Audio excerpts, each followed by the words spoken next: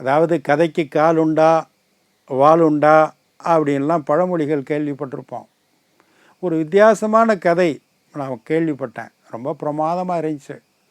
அதாவது அந்த நாட்டோட பெருமையை சொல்கிறதுக்காக அப்படி ஒரு கதையை உருவாக்கியிருக்காங்கன்னு கூட வச்சுக்கலாம்.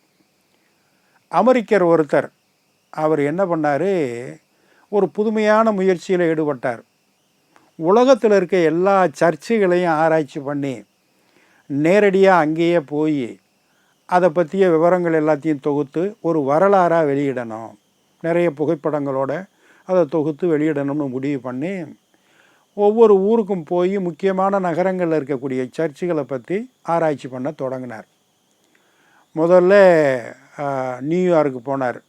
அங்கே இருக்கக்கூடிய பெரிய சர்ச்சு அங்கே போனார். எல்லாத்தையும் பார்த்துக்கிட்டே போனார். ஒரு இடத்துல ஒரு கோல்டன் டெலிஃபோன், அந்த காலத்து டெலிஃபோன், கோல்டில், உண்மையிலேயே கோல்டில் ஒரு டெலிஃபோன் இருந்துச்சு, மதிலில் ஃபிக்ஸ் பண்ணி இருந்துச்சு. அதில் ஒரு போர்டு எழுதி வச்சுருந்தாங்க, ஒரு கால் பண்ணுவதற்கு 10,000 அமெரிக்க டாலர் அப்படின்னு போட்டிருந்துச்சு. என்னையா ஒரு ஃபோன் பண்ணுறதுக்கு 10,000 டாலரா? கோல்டு ஃபோனாக இருக்கலாம், பேசுகிறது வெறும் பேச்சு தானே அப்படின்னு ஆச்சரியப்பட்டு அங்கே இருக்கிற ஃபாதர்கிட்ட கூப்பிட்டு கேட்டார் அந்த ஆராய்ச்சியாளர்.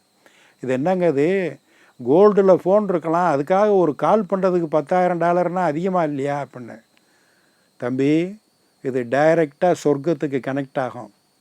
இதில் எடுத்து ஃபோன் பண்ணோம்னா கடவுளே எடுப்பார். அதுதான் 10,000 டாலர். பிரமாதம், கிரேட் அப்படின்ட்டு போயிட்டான். அடுத்து எங்கே வந்தான்? வாஷிங்டனுக்கு வந்தான். அங்கேயும் இந்த சர்ச்சை பற்றி எல்லாம் ஆராய்ச்சி பண்ணிட்டு பார்த்தா அதே கோல்டன் ஃபோன் அங்கேயும் இருக்குது, கோல்டு. அதே ஃபோனு அங்கேயும் போர்டு, ஒரு கால் பண்ணுவதற்கு 10,000 டாலர். பாதிரியார்கிட்ட கேட்டான், டைரெக்டாக சொர்க்கத்துக்கு கடவுளே ஃபோனை எடுப்பார் அப்படின்னு அந்த ஃபாதரும் சொன்னார். சரி, ஃப்ரான்ஸுக்கு வந்தான், அப்புறம் ஆஸ்திரேலியாவுக்கு வந்தான். இப்படி ஒவ்வொரு ஊராக வர்றான். எல்லா சர்ச்சிலையும் சொல்லி வச்ச மாதிரி ஒரு கோல்டன் ஃபோன் இருக்குது. ஃபாதர்கள்ட்ட கேட்டோம்னா அதே கருத்தை தான் சொல்கிறாங்க. போர்டும் அதே போர்டு தான், ஒரு கால் பண்ணுவதற்கு 10,000 டாலர். அப்புறம் எங்கே வந்தான்னா நியூசிலாந்துக்கு வந்தான். அங்கே இருக்கக்கூடிய சர்ச்சுக்கு வந்தான், ஆராய்ச்சி பண்ணால் எல்லாம் பண்ணி முடிச்சுட்டு எங்கடா அந்த ஃபோனை காணாம்னு தேடிக்கிட்டே இருக்கான். ஏன்னா எல்லா சர்ச்சிலையும் இருக்குல்ல, அங்கேயும் அதே கோல்டு ஃபோன் இருந்துச்சு. போர்டை பார்த்தா ஒரு கால் பண்ணுவதற்கு 40 சென்ட்டு அப்படின்னு மட்டும் போட்டுருந்துச்சு. 40 ரூபா, அவ்வளோதான். என்னடா இது, ஆயிரக்கணக்கான டாலரில் இருந்துச்சு ஒவ்வொரு இடத்துலையும், இங்கே வெறும் 40 ரூபாயில் ஒரு ஃபோனுன்னு போட்டிருக்காங்களே. இன்னும் சொல்லப்போனால் 40 சென்ட்டுன்னா 40 பைசான்னு கூட வச்சுக்கலாம். ரொம்ப சீப்பாவில் வச்சுருக்காங்க அப்படின்னு ரொம்ப ஆர்வமாக அந்த ஃபாதரை கூப்பிட்டான். என்னங்க ஃபாதர், எல்லா இடத்துலையும் 10,000 டாலர் போட்டிருக்கு, இதுலன்னா 40 சென்ட்டுன்னு போட்டிருக்கேன்னு. ஆமாம், உண்மைதான்.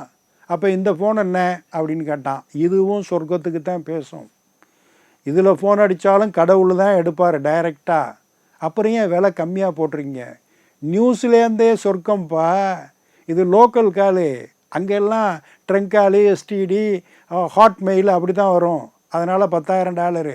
நியூஸ்லேருந்தே சொர்க்கம் தானே, கடவுள் இங்கே தானே இருக்கார். லோக்கல் காலு அதான் 40 பைசா அப்படின்னாரு பாருங்கள்.